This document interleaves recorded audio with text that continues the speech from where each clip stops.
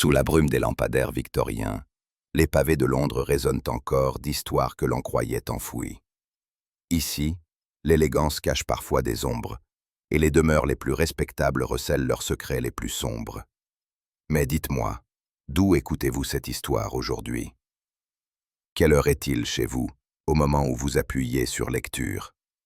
Dites-le-moi en commentaire.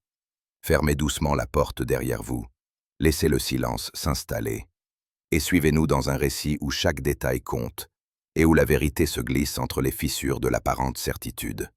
Londres s'était réveillée ce matin-là sous un voile si épais de brume que chaque rue paraissait une énigme en soi. De ma fenêtre à Baker Street, je ne distinguais guère que la silhouette vague des fiacres, glissant tels des spectres silencieux dans ce brouillard. Les réverbères, encore allumés malgré l'heure avancée, projetaient une lumière trouble, semblable à des yeux fatigués perçant une obscurité tenace. Ce décor pesant ajoutait une gravité à notre logis déjà empreint de silence. Holmes, assis devant la cheminée, semblait absorbé par une agitation intérieure que je ne lui avais vue que dans les instants précédant une grande révélation. La ville elle-même me paraissait comme suspendue, attendant une secousse, un incident qui viendrait troubler l'équilibre précaire de cette matinée. Je songeais aux innombrables affaires que cette capitale avait déjà livrées à notre sagacité, et je sentais confusément que cette journée ne serait pas de celles que l'on consacre au repos. Ce voile de brume qui étouffait les sons et ralentissait le mouvement des passants faisait naître en moi un sentiment presque surnaturel, comme si une force obscure couvait quelque part, prête à éclater. Baker Street, pourtant familière, semblait méconnaissable, plongée dans une pénombre où chaque ombre pouvait cacher un mystère.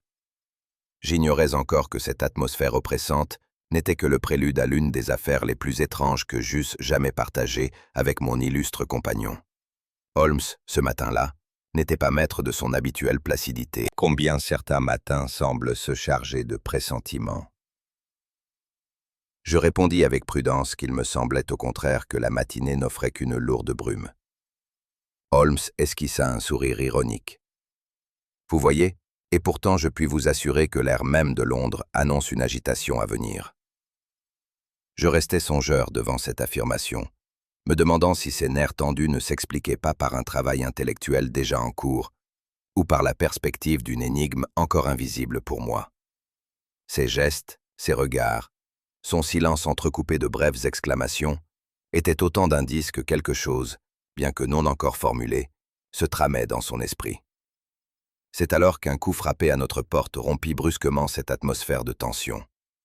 Madame Hudson, un peu essoufflée, introduisit l'inspecteur Lestrade, dont la mine sévère et le pas pressé trahissaient l'urgence de sa visite.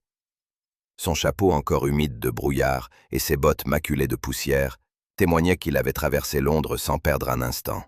« Holmes, Dr. Watson », lança-t-il d'une voix tranchante. « Je viens vous chercher pour une affaire qui ne peut attendre. » Holmes ne répondit pas immédiatement. Il s'était redressé dans son fauteuil, le regard fixé sur l'inspecteur comme pour déchiffrer les indices cachés dans son attitude. Lestrade, impatient, reprit d'un ton agacé. « Il ne s'agit pas d'un crime ordinaire. Nous avons affaire à une disparition si incroyable qu'elle pourrait mettre Scotland Yard en ridicule si elle venait à s'ébruiter. » Je vis Holmes esquisser ce sourire fin qui annonçait toujours chez lui un intérêt aigu. « Eh bien, Lestrade, si votre affaire défie l'entendement, vous avez bien fait de venir frapper à ma porte. » L'inspecteur s'assit sans cérémonie, ses yeux brillants d'une inquiétude contenue. Je sentis alors que l'heure du calme était passée, et que notre matinée se transformerait en une course contre l'inattendu. « Une cargaison entière de souverains a disparu, » déclara Lestrade, chaque mot tombant comme une pierre. Je crus d'abord avoir mal entendu, mais il poursuivit, détaillant. Je restais stupéfait. L'idée qu'une telle masse d'or pût disparaître en plein cœur de Londres me semblait invraisemblable. Holmes, lui, demeurait immobile, les mains jointes sous son menton, ses yeux mi-clos donnant à son visage une expression de concentration extrême. « Vous comprenez, » ajouta Lestrade, « que cette affaire dépasse de beaucoup la simple enquête criminelle. Si cela venait à la presse, ce serait un scandale national. » Holmes ouvrit alors les yeux et dit doucement. « Ainsi donc, l'impossible est advenu. Voilà qui mérite notre plus vive attention. Continuez, Lestrade, je vous prie, chaque détail est précieux. Et je sentis que déjà son esprit, tel une machine infatigable, s'était mis en marche pour percer l'énigme. Lorsque Lestrade eut achevé son récit, un silence pesant envahit la pièce. Holmes, immobile, paraissait en pleine méditation. Enfin, il se tourna vers moi, et je vis briller dans ses yeux une lueur qui ne trompait jamais. « Watson, » murmura-t-il, « ne trouvez-vous pas singulier qu'un convoi si scrupuleusement encadré disparaisse sans laisser la moindre trace ?» Avant que je puisse répondre, il ajouta « J'oserais avancer que nous ne sommes pas en présence d'un vol ordinaire. Peut-être même n'y a-t-il pas eu de vol tel qu'on le prétend. » Je fus saisi par cette hypothèse audacieuse. Lestrade, entendant ces mots, fronça les sourcils et s'écria « Holmes, voilà bien vos excentricités. Les faits sont simples, l'or a disparu. » Holmes esquissa un sourire ironique. « Les faits, mon cher Lestrade, ne sont jamais simples. Ils sont comme la brume de ce matin, épais et trompeurs. Il faut apprendre à y discerner ce qui se cache. » Ces paroles éveillèrent en moi une curiosité brûlante. J'ignorais encore qu'elles marquaient le point de départ d'une affaire où chaque certitude serait remise en cause. L'homme qui franchit ce matin-là le seuil de Baker Street avait l'allure impeccable d'un financier de la City. Mais ses yeux trahissaient une inquiétude que ni son habit de coupe parfaite, ni « Vous paraissez un homme accablé, monsieur Harrington. Peut-être avez-vous une affaire dont la gravité justifie votre hâte. » À cette remarque, le banquier déglutit avec peine et s'assit. Je sentais déjà que ce client ne venait pas seulement chercher le conseil d'un détective, mais qu'il portait sur ses épaules le poids d'une responsabilité dont la moindre fissure pourrait ébranler tout un édifice. Après un silence lourd, Harrington se décida à parler. Sa voix, d'abord hésitante, prit bientôt un ton plus assuré, comme si l'aveu même lui procurait un certain soulagement. « Messieurs, la cargaison disparue ne représentait pas seulement une valeur matérielle. Ces souverains avaient été préparés pour une transaction privée, d'une importance capitale, avec une grande famille de l'aristocratie anglaise. L'affaire devait rester secrète, car la réputation de cette maison se trouverait irrémédiablement compromise si l'on venait à apprendre qu'elle se trouve dans une position délicate. » Holmes leva légèrement un sourcil, mais ne l'interrompit pas. Harrington poursuivit.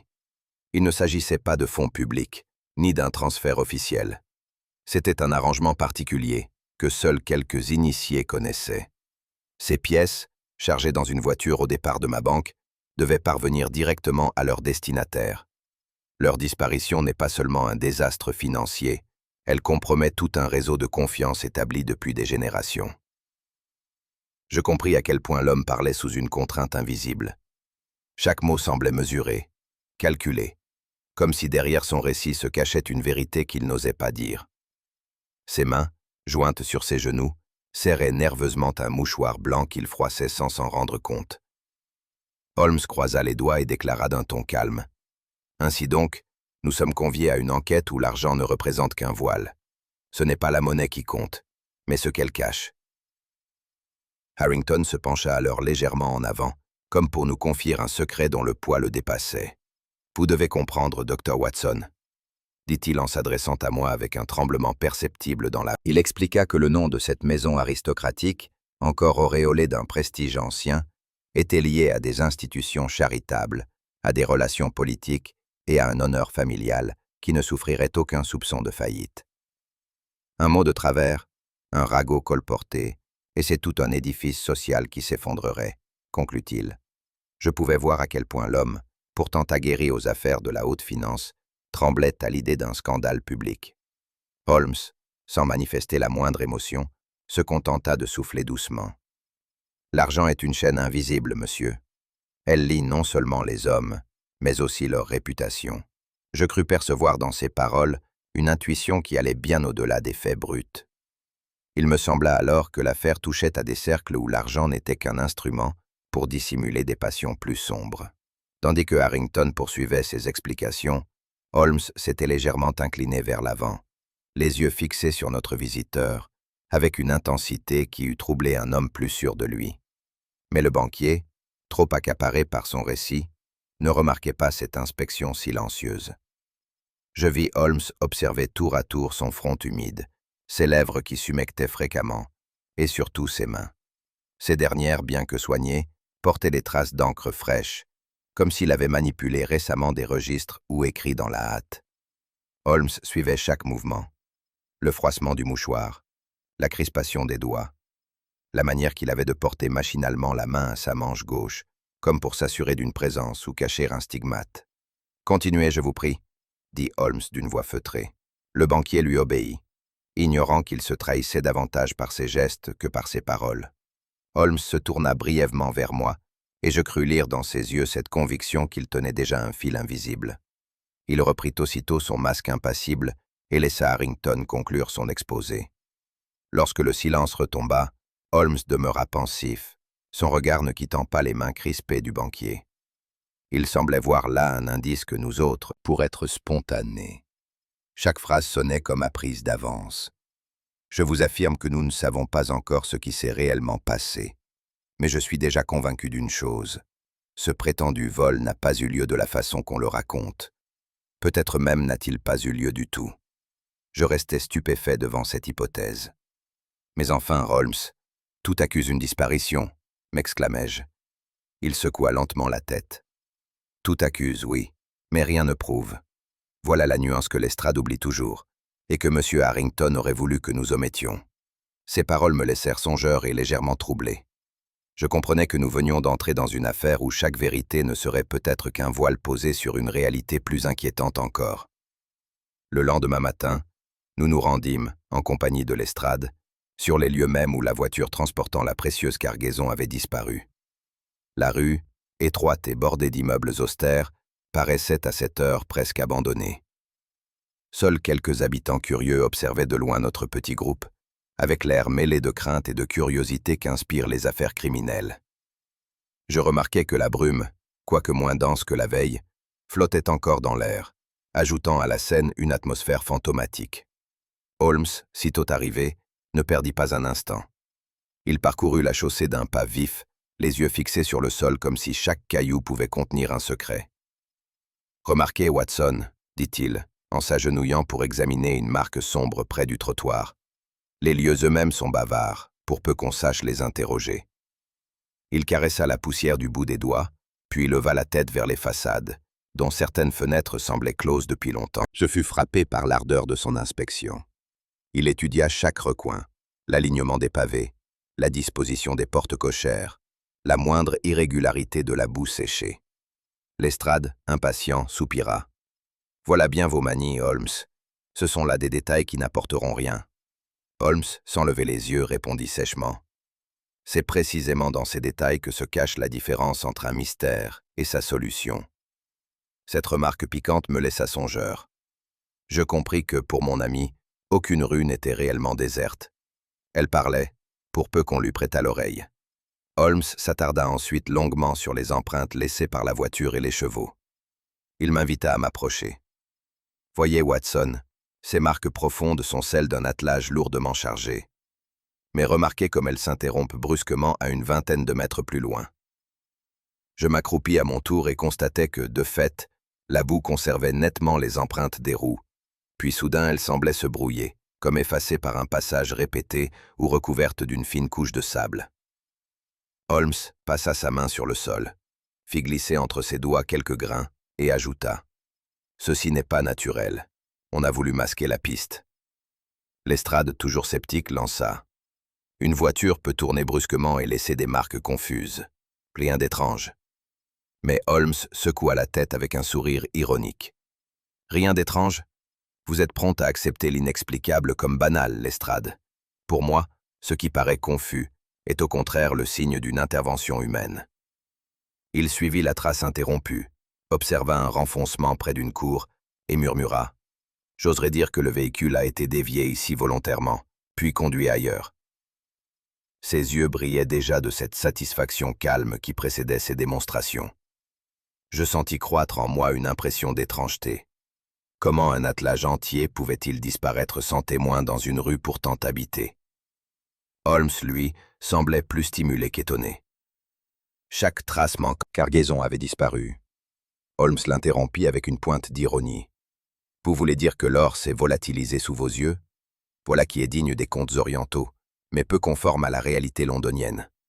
Le cocher pâlit et se mit à suer à grosses gouttes. Je le vis serrer nerveusement sa casquette entre ses mains calleuses. Ses réponses étaient vagues, répétitives, comme celles d'un homme qui craint de trop en dire.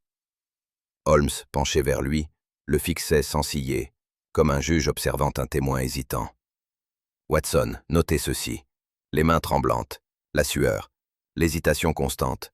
Ce n'est pas la marque d'un innocent surpris, mais d'un homme menacé, dit Holmes à mi-voix. Puis, se redressant, il ajouta au cocher.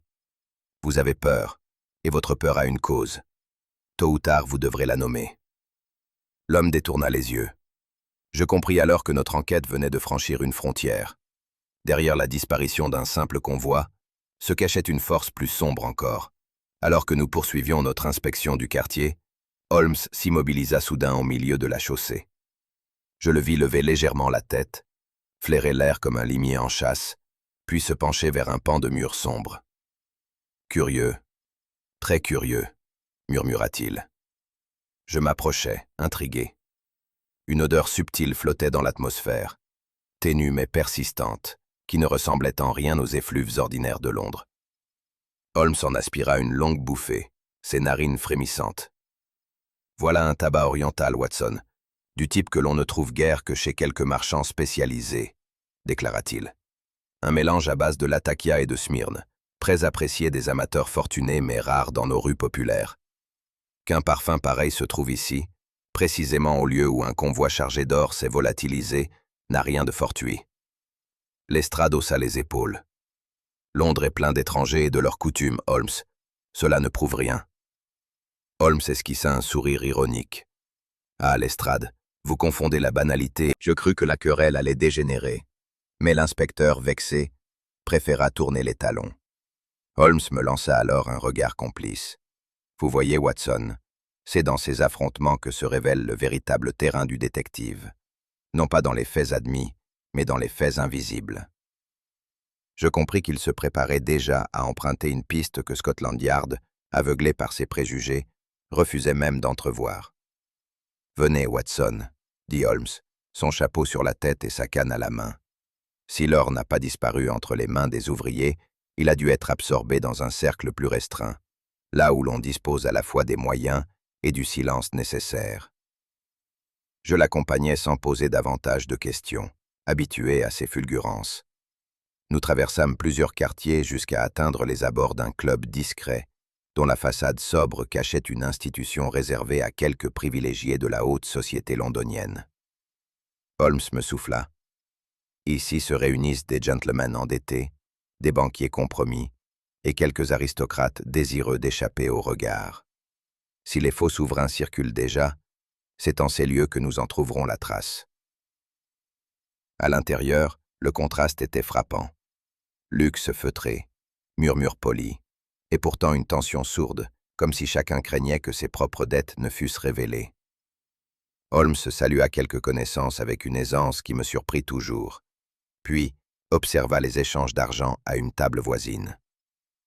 Je remarquai, grâce à ces indications discrètes, que plusieurs pièces passaient de main en main avec une fréquence suspecte. L'affaire prenait un tour inattendu. Loin de l'image des bandits de grand chemin, nous entrions dans un monde raffiné mais corrompu, où l'or n'était pas seulement un bien, mais une arme sociale. Holmes se pencha vers moi et chuchota. Scotland Yard s'égare parmi les misérables, alors que la vérité se cache parmi les respectables. Nous quittions le club lorsque Holmes, en enfilant ses gants, remarqua un petit pli de papier glissé dans la poche intérieure de son manteau. C'est à nous seuls, désormais, de suivre la piste. Je le suivis en silence, le billet encore serré dans ma main, conscient que chaque pas nous entraînait plus loin dans un terrain où les ombres, plus que les hommes, semblaient régner. C'est à la tombée du soir que Holmes me conduisit vers une rue étroite de Mayfair, dont l'élégance discrète contrastait avec l'ombre de mystère qui semblait y régner. Il s'arrêta devant une façade sobre, presque anonyme, où l'on devinait à peine la présence d'un club. « Voici Watson, l'un de ces sanctuaires où se jouent bien des drames silencieux », me souffla-t-il avec ironie. À peine avions-nous franchi le seuil qu'un parfum de tabac lourd et d'alcool raffiné nous enveloppa. Le silence n'y était rompu que par le froissement des cartes et le cliquetis des verres. Le lieu respirait la décadence feutrée. Tapis épais, rideaux lourds, visages tirés par la fatigue, mais illuminés par une passion fébrile. Je fus frappé par le contraste entre l'élégance apparente des gentlemen et la misère morale que trahissaient leurs regards avides. Ici, point de joyeuse camaraderie. Chaque sourire semblait dissimuler un calcul. Chaque geste n'être qu'un masque posé sur la ruine prochaine. Holmes, parfaitement à son aise, s'installa près d'une table de jeu, observant en silence. Je remarquai que ses yeux scrutaient déjà les moindres détails. La main tremblante d'un joueur, l'éclat suspect d'une pièce posée sur le tapis, la connivence muette entre deux partenaires. « Voyez, Watson, » murmura-t-il. « Dans ce cercle, l'argent ne circule pas comme simple monnaie, mais comme arme et comme poison. » Je compris aussitôt que nous étions entrés dans un théâtre où la chute des uns nourrissait la fortune des autres. Mais qui donc manipulait les ficelles de ce jeu trouble? Je n'avais jamais vu pareille assemblée. Des hommes jadis puissants dans la haute société, reconnaissables à leur maintien altier, s'abaissaient ici à des gestes fébriles de joueurs invétérés. Certains étaient des officiers ruinés, d'autres des héritiers dissipés. Je fus saisi par le silence pesant qui entourait les tables, brisé seulement par le froissement des cartes ou le tintement des dés. Mais ce silence n'était qu'apparent.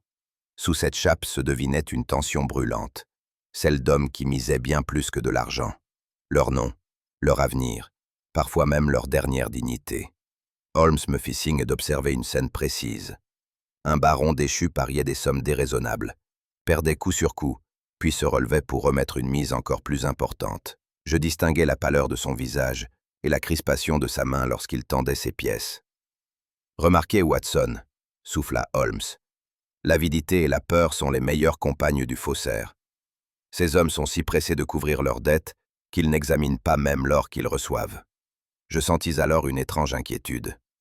Si les souverains suspects circulaient ici, ce club n'était pas seulement un refuge pour joueurs désespérés, mais peut-être la scène où se tissait le complot même que nous poursuivions.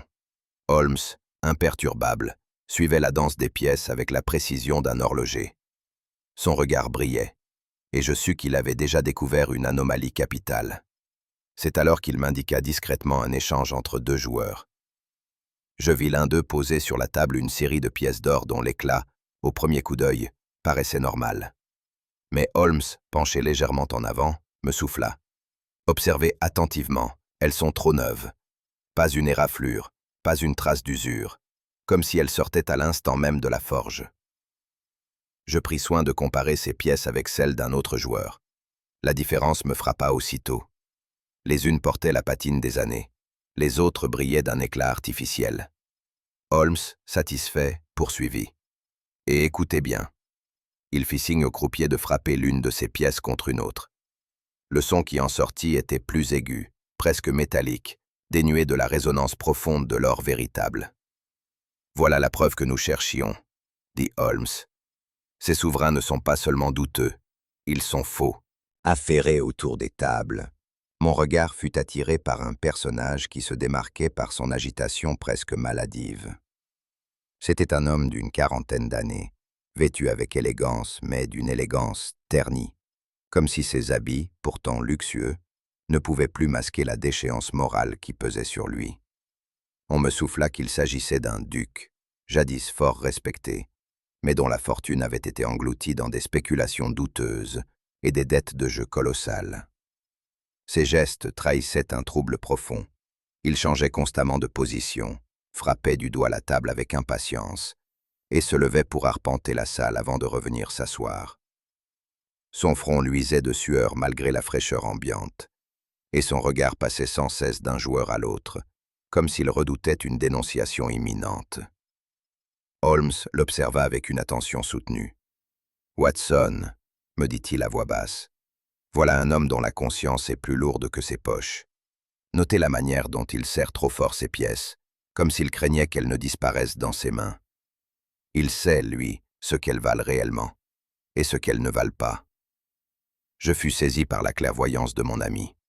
En effet, À mesure que le duc misait ses pièces, je remarquais qu'il choisissait celles qui brillaient d'un éclat suspect, semblables à celles déjà identifiées par Holmes comme des contrefaçons. Était-il complice ou victime? Je n'aurais su le dire. Mais son air fébrile annonçait qu'il se trouvait dangereusement proche du cœur du mystère. Il était près de minuit lorsque nous quittâmes le club. La rue, déserte, résonnait seulement du bruit lointain des fiacres. Nous marchions côte à côte, Holmes silencieux, l'esprit manifestement occupé à ordonner ses déductions. J'allais lui poser une question lorsqu'un mouvement brusque surgit de l'ombre. Un homme, le visage dissimulé par un foulard, se précipita sur Holmes avec un couteau étincelant. L'attaque fut si soudaine que je n'eus d'abord pas le temps de réagir. Mais Holmes, d'une vivacité, je me jetai alors en avant pour maîtriser l'homme. Mais celui-ci, agile comme un fauve acculé, parvint à se dégager et s'enfuit dans les ténèbres, laissant derrière lui un juron guttural. Nous tentâmes de le poursuivre, mais il disparut dans le dédale des ruelles. « Voilà Watson », déclara Holmes en ramassant le couteau. La confirmation éclatante que notre enquête touche un point sensible. On ne tente pas d'éliminer un enquêteur si l'on n'a pas grand-chose à perdre. Je demeurais secoué par l'audace de l'attaque. Qui pouvait craindre à ce point les découvertes de Holmes, sinon des hommes haut placés, capables de mobiliser à la fois la ruse et la violence? Holmes, calmement, glissa le couteau dans sa poche. « Plus l'ennemi frappe tôt, plus il se trahit », ajouta-t-il. Ses yeux brillaient d'un éclat que je connaissais bien. Celui de l'homme qui, loin d'être intimidé, se sentait plus que jamais certain d'approcher la vérité. Nous retrouvâmes le cocher dans une petite auberge des faubourgs, dont les murs noircis et l'odeur de fumée semblaient refléter la lassitude de ceux qui la fréquentaient. L'homme, assis dans un coin sombre, paraissait d'une pâleur inquiétante. Ses traits tirés, ses yeux cernés et ses mains tremblantes trahissaient une fatigue extrême, comme si le poids d'un secret l'avait broyé depuis plusieurs jours. Holmes s'assit face à lui, le salua brièvement et l'observa longuement avant de parler. « Vous n'êtes pas seulement fatigué, mon brave, » dit-il d'une voix douce. « Vous êtes tourmenté.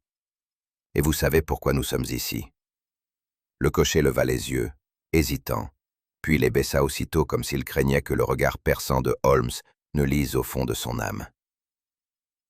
J'eus pitié de cet homme, car il semblait à la fois coupable et victime, pris dans un étau qui l'écrasait de toutes parts. « Dites la vérité, » reprit Holmes.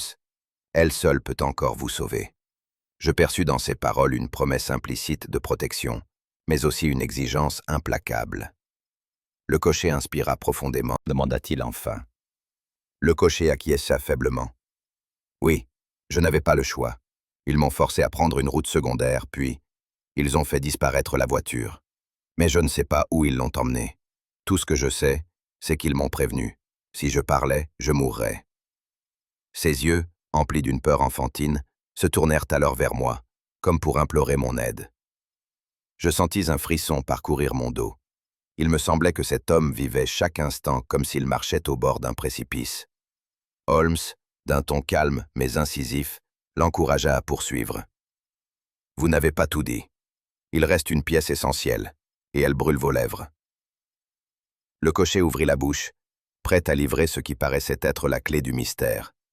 Mais soudain, son visage se crispa de douleur. Ses yeux se révulsèrent, et il porta une main tremblante à sa gorge. Un râle étranglé s'échappa de sa bouche. « Holmes !» m'écriai-je en me levant précipitamment. Je tentai de le soutenir, mais son corps convulsé m'échappa presque des bras. De la mousse apparut à ses lèvres, tandis que son souffle se faisait plus court, plus sifflant. Holmes s'était aussitôt penché, observant chaque mouvement avec une précision froide. « Trop tard, Watson, » dit-il. « Le poison agit déjà. »« Mais comment ?» demandai-je, bouleversé. « Nous venions de parler, il n'a rien bu. » Holmes fronça les sourcils et désigna la chope encore à moitié pleine sur la table. Non pas à l'instant, mais plutôt, sans doute avant notre arrivée. Une main prudente avait préparé son silence. Je regardais le malheureux lutter, puis s'affaisser dans une immobilité sinistre. Ses yeux, figés dans l'épouvante, semblaient supplier qu'on achève la phrase qu'il n'avait pu prononcer. Un lourd silence envahit l'auberge, seulement troublé par les sanglots étouffés d'une servante qui venait de découvrir la scène. Holmes, impassible, se redressa lentement. Holmes s'approcha du corps, saisit un petit instrument dans sa poche et examina. Il posa un doigt sur la table, indiquant les marques de doigts encore visibles autour de la chope. « Voyez, Watson, il n'a pas seulement bu, on l'a attendu ici, dans ce lieu, sachant qu'il parlerait. Le poison n'était pas destiné à l'effrayer, mais à l'empêcher à jamais de trahir. » Je demeurais frappé par la froideur avec laquelle Holmes décrivait la scène, comme s'il disséquait un problème scientifique. Mais derrière son ton clinique, je sentais une colère contenue, celle d'un esprit qui ne supportait pas qu'on lui arrache une vérité au seuil de sa découverte. « Nous tenions une clé, Watson, et on vient de la briser sous nos yeux, » dit-il. Nous quittâmes l'auberge dans un silence pesant. La nuit humide de Londres semblait refermer ses bras glacés sur nous. Holmes, plongé dans ses pensées, demeurait muet jusqu'à ce que nous atteignîmes la rue. Il s'arrêta brusquement, me saisit par le bras et murmura « Comprenez-le bien, Watson, le but n'était pas seulement l'or. Cet homme portait en lui un secret plus redoutable encore que la disparition d'une cargaison. On l'a réduit au silence pour que ce secret n'éclate pas. Je voulus l'interroger davantage, mais il leva la main. Ses yeux brillaient dans l'ombre.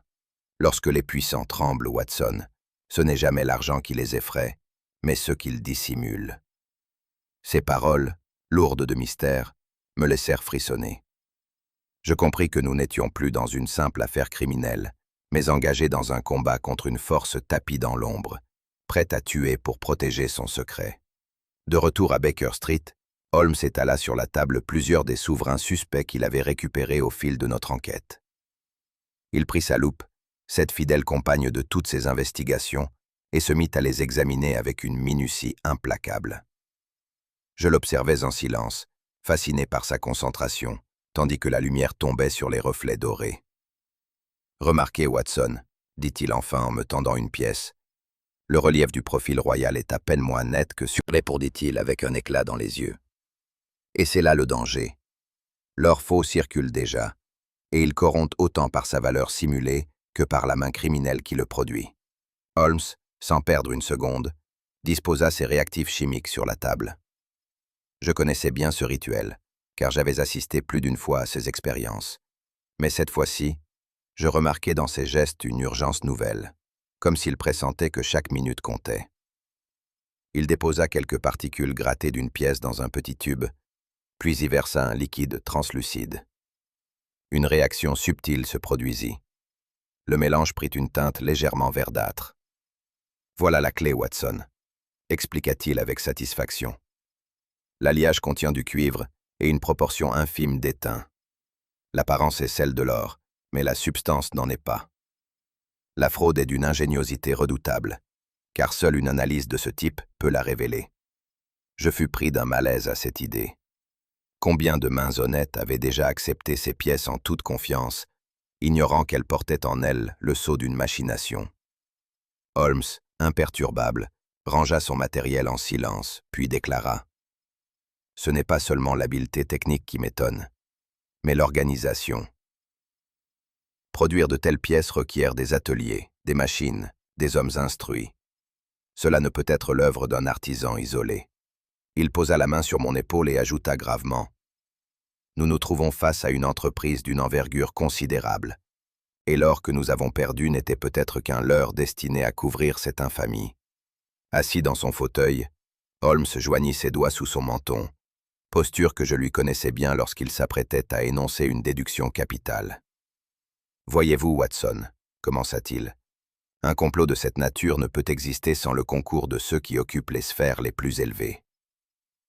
La fabrication de fausses monnaies, pour être écoulée sans éveiller de soupçons, exige deux choses. Un banquier pour en faciliter la circulation et un aristocrate pour lui donner... » Holmes eut un sourire ironique. « Mon cher, c'est précisément parce qu'ils paraissent intouchables qu'ils sont les plus dangereux. L'homme pauvre qui tente une fraude est vite arrêté, mais le noble ou le financier compromis a mille moyens de détourner l'attention et de faire porter le chapeau à plus faible que lui. » Ces paroles me rappelèrent l'attitude fébrile du duc rencontré la veille et le trouble visible du banquier Harrington. Était-il possible que ces hommes respectés fussent les architectes d'une telle perfidie? Holmes se leva et déclara avec fermeté. « Nous tenons le fil, Watson. Reste à savoir où il mène. Mais croyez-moi, il s'enroule autour de quelques noms que nous avons déjà croisés, et il nous faudra tirer plus fort pour voir apparaître le visage du maître. » Holmes, après un silence prolongé, se tourna brusquement vers moi. « Watson, dit-il, la mort du cocher n'était qu'un prélude. On n'empoisonne pas un complice sans craindre qu'un autre ne parle à son tour. » Je le regardais, troublé. « Vous pensez qu'un second meurtre est imminent? » « J'en suis persuadé. » Sa voix était grave, dénuée de toute ironie. « L'ennemi est contraint de frapper de nouveau, et ce rapidement. Plus un secret est partagé, plus il devient dangereux. Il faut donc s'attendre à ce qu'un autre témoin soit réduit au silence dans les heures ou les jours qui viennent. » Ces mots firent peser sur moi une angoisse nouvelle. L'affaire ne relevait plus seulement de la fraude et du vol, mais devenait un terrain où la mort circulait librement, choisissant ses victimes parmi ceux qui en savaient trop. Holmes resta pensif, puis se redressa avec une énergie soudaine. « Chaque heure perdue est une heure gagnée pour nos adversaires, dit-il. Ils savent que je les poursuis, et ils prendront les devants si je tarde à agir. » Je tentai de lui demander quel serait notre prochain pas, mais il leva la main. « Patience, Watson. Il y a encore une pièce du puzzle qui m'échappe. Mais une chose est certaine. Avant la fin de cette semaine, l'ennemi commettra un second acte irréversible. À nous de l'anticiper, ou nous pas par le seul tumulte de la mondanité. » À l'intérieur, la demeure respirait la richesse accumulée au fil des générations. Tapis orientaux, tableaux au cadre doré, et chandeliers dont la clarté faisait luire les murs lambrissés. Pourtant, en parcourant ces pièces magnifiquement ordonnées, j'eus la sensation qu'elles abritaient moins une fête qu'une mascarade. Holmes, toujours attentif aux nuances, me glissa à l'oreille. « Observez bien, Watson. Ici tout reluit, mais tout tremble. Chaque objet, chaque sourire, semble lutter pour cacher une fissure. » Je fus frappé par la justesse de son observation. Il y avait dans l'air quelque chose d'artificiel, comme si cette splendeur n'était qu'un voile fragile, destiné à couvrir un désordre invisible. Le faste était indéniable, mais il trahissait, par son excès même, une inquiétude que nul rideau de velours ne pouvait dissimuler. Les convives commencèrent à affluer, apportant avec eux un flot de politesse, de rires mesurés et de murmures en aparté. Je reconnus quelques figures notoires de l'aristocratie londonienne, des héritières vêtues avec une élégance soigneusement étudiée, des gentlemen dont le maintien raide semblait dissimuler des préoccupations plus graves, et quelques banquiers au regard calculateur. On échangeait des propos légers sur la politique, la chasse ou le dernier scandale mondain. Mais je notais, à mesure que j'écoutais, combien chaque conversation glissait subtilement vers l'argent. Les dettes, les pertes en bourse, les rumeurs de faillite, tout cela perçait à travers les propos feutrés, comme un refrain obsédant. Holmes, quant à lui, demeurait en retrait, ses yeux clairs passant d'un invité à l'autre. Il observait moins les paroles que les gestes. La crispation d'une main, le tremblement d'un verre, un regard furtif échangé à l'autre bout de la salle. « Remarquez, Watson, » me souffla-t-il, « que la peur ne s'exprime jamais à voix haute, mais elle s'imprime sur les corps. » Je compris alors que ce n'était pas seulement une réception mondaine. Ce fut au milieu de cette réception que Holmes, d'un ton faussement désinvolte, lança une remarque qui passa d'abord pour une simple observation mondaine.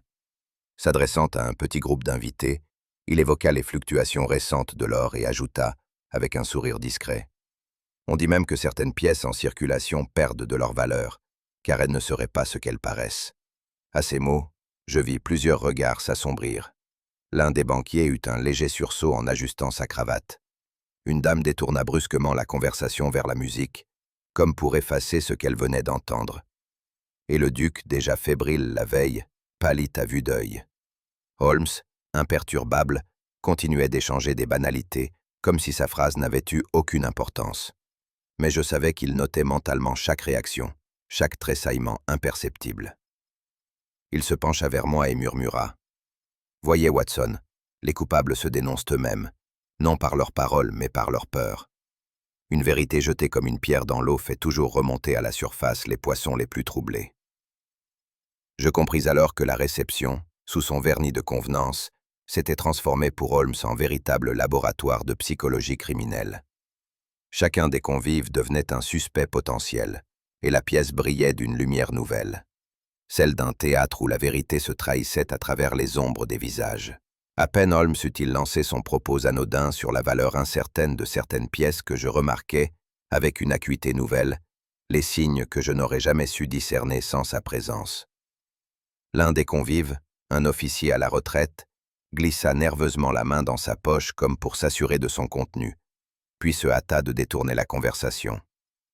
Une autre figure, un jeune vicomte, rougit violemment en entendant le mot souverain et renversa presque son verre de champagne.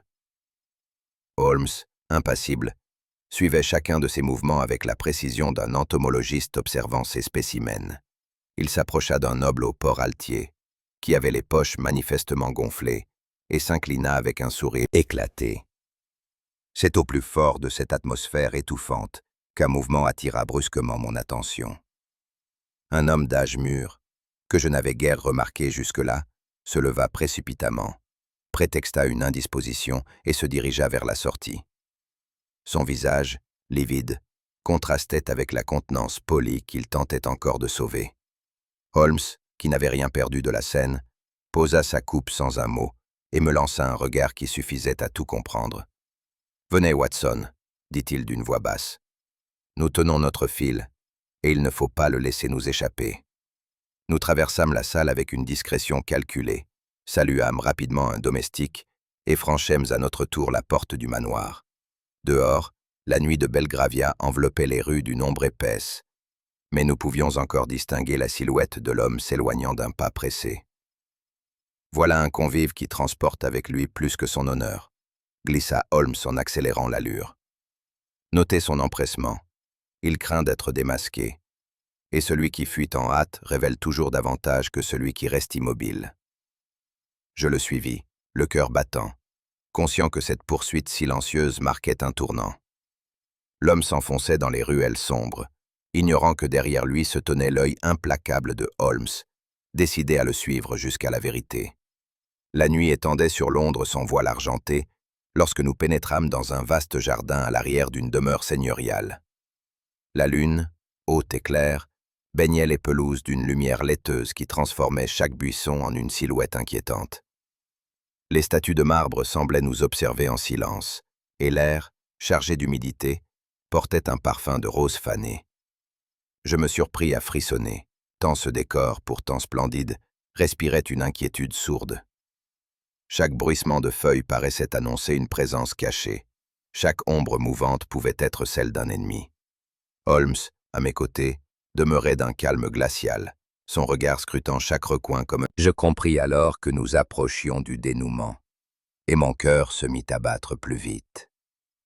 Tout dans ce jardin me paraissait à la fois sublime et menaçant, comme si la beauté du lieu n'était qu'un masque posé sur une tragédie imminente. Nous nous dissimulâmes derrière un massif d'ifs, position d'où Holmes avait calculé que nous pourrions tout voir sans être aperçus. Le silence se fit plus dense, seulement troublé par le cri lointain d'un hibou. Holmes demeurait parfaitement immobile, ses yeux fixés sur l'allée principale. Je sentais la tension de son corps, contenue dans une maîtrise absolue. Quant à moi, je luttais contre l'impatience. Chaque seconde paraissait s'étirer à l'infini. Enfin, des pas résonnèrent sur le gravier. Deux silhouettes se découpèrent dans la clarté lunaire, avançant prudemment, comme des conspirateurs habitués à la clandestinité.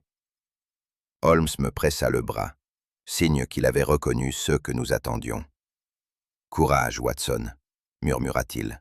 « Le masque va tomber. » Les deux hommes s'arrêtèrent près d'un parterre.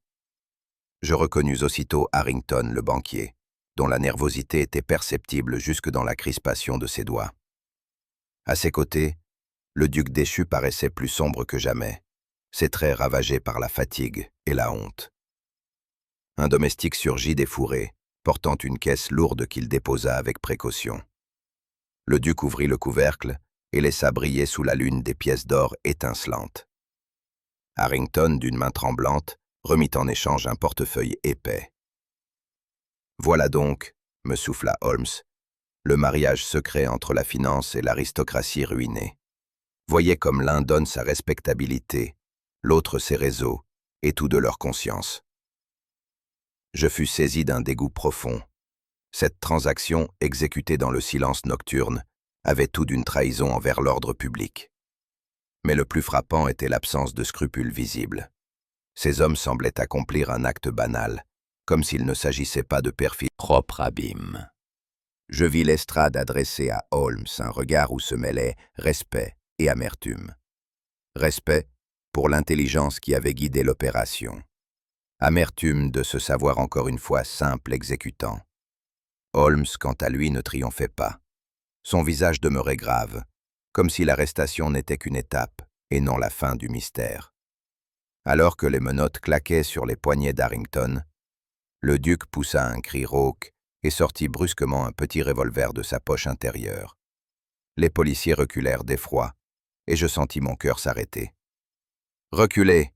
hurla-t-il. « Je ne subirai pas l'humiliation d'un procès. » Avant que quiconque ait pu intervenir, il leva l'arme vers sa tempe. Mais Holmes, d'un mouvement foudroyant, se précipita et détourna son bras.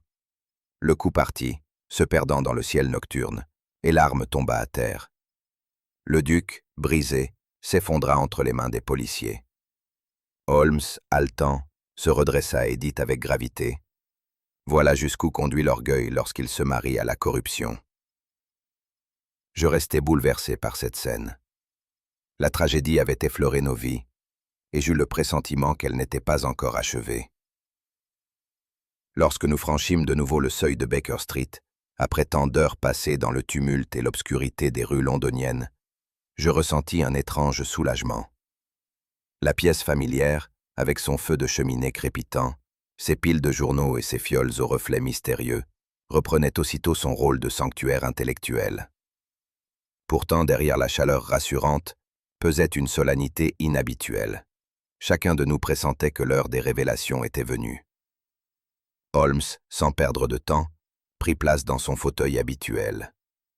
Son regard acéré parcourut tour à tour Lestrade, assis raide sur le bord de la chaise, puis Harrington, tremblant encore de son arrestation récente, et enfin les rares protagonistes survivants, silencieux comme des statues. Moi-même je me sens... Le silence qui suivit ces paroles fut presque religieux. La rue grouillante et bruyante, les drames nocturnes que nous venions de traverser, tout cela paraissait déjà lointain. Baker Street devenait tribunal, et Holmes, juge suprême.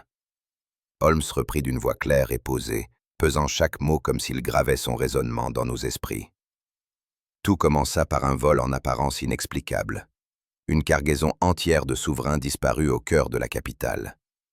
Un tel exploit ne pouvait être le fait de simples voleurs de grand chemin.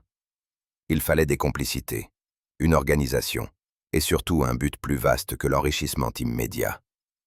Il se leva, saisit une pièce d'or sur la table et la fit tourner entre ses doigts. Ces pièces, gentlemen, ne sont pas ce qu'elles paraissent. Elles constituent l'arme et la preuve d'un complot d'une rare audace. Imaginez, inonder le marché londonien de fausses monnaies presque indécelables, miner la confiance publique et enrichir au passage ceux qui contrôlaient le flux. Un banquier pour fournir les circuits, un aristocrate pour garantir l'intouchabilité, la paire idéale. Je vis Harrington se recroqueviller, son regard fuyant. Holmes poursuivit, implacable. Chaque indice, depuis les traces de roues trompeuses jusqu'au parfum de tabac exotique, convergeait vers ce dessein. Ce n'était pas un hasard, mais une mécanique savamment huilée. Et comme souvent dans ce type d'entreprise, l'avidité se mêlait à la peur. Son discours captivait l'assemblée. Même Lestrade, qui d'ordinaire haussait les épaules devant les envolées de mon ami, écoutait bouche close. Moi, je frissonnais à la pensée de ce Londres qui aurait pu sombrer dans la confusion si la supercherie avait réussi. Holmes s'interrompit un instant, laissant le feu projeter ses ombres mouvantes sur les murs. Puis, baissant la voix, il aborda l'épisode le plus sombre de l'affaire. Le cocher, vous vous en souvenez, fut la première victime collatérale. Sa mort n'était pas accidentelle, mais calculée. On l'avait utilisé comme un logique. Harrington ferma les yeux comme s'il voulait échapper au poids de la vérité. Holmes, impassible, conclut. Ainsi, ce meurtre n'était pas une erreur, mais une nécessité aux yeux des coupables. Et c'est ce détail, plus que tout autre, qui m'a révélé la véritable nature de l'affaire. Non un vol isolé, mais une conspiration où l'or n'était que l'ombre d'un secret plus vaste. Je compris alors que nous n'avions franchi qu'une étape du récit, et que l'explication allait nous entraîner encore plus loin dans l'abîme. Holmes, après avoir exposé le rôle du cocher sacrifié, reprit d'un ton plus dur, presque tranchant. Il est temps maintenant, messieurs, que les masques tombent. Il plaça devant nous plusieurs pièces d'or saisies lors de la perquisition, puis un petit flacon contenant des résidus de poison. D'un geste, il associa ces preuves aux personnes présentes. Harrington, le banquier, devint livide. Ses lèvres tremblaient tandis que ses mains, d'ordinaire si assurées à manier des documents et des chiffres, se tordaient convulsivement. « Vous avez mis votre science financière au service d'un crime », lança Holmes. « Sans votre réseau, les fausses pièces n'auraient pu circuler.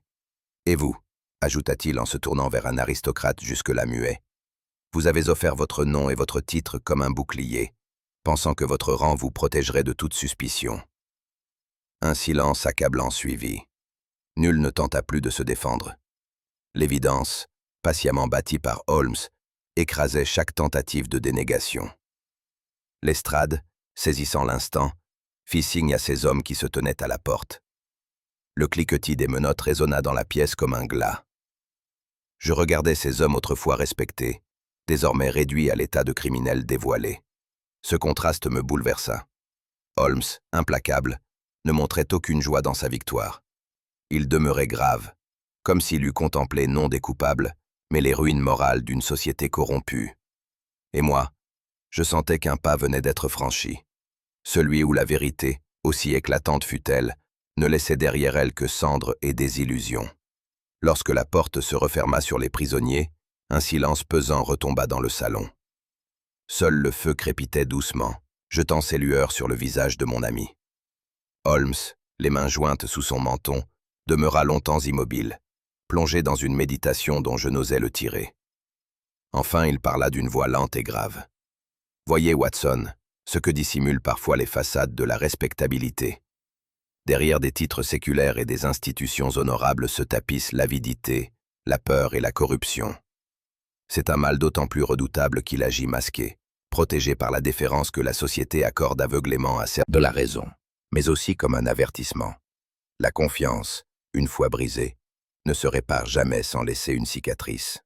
Et ce soir-là, tandis que Londres s'assoupissait sous son manteau de brume, je compris que même Baker Street ne pouvait nous protéger de cette réalité troublante. Il est des affaires qui, même une fois éclaircies, laissent derrière elles une ombre persistante. J'entends encore, dans le silence de mes souvenirs, l'écho d'un regard, d'un geste, d'un souffle interrompu trop tôt. La vérité, si brillante soit-elle, ne suffit jamais à dissiper entièrement la mélancolie des drames humains. Et vous, croyez-vous vraiment que la justice a triomphé cette nuit-là, ou qu'un secret demeure encore tapi dans l'ombre? Dites-le moi en commentaire. Si ce récit vous a touché, je vous invite à lui offrir un signe discret de votre appréciation. Un like, un mot laissé en partage, une recommandation auprès de vos proches, et pourquoi pas, l'abonnement qui nous permettra de poursuivre ensemble ces voyages au cœur du mystère.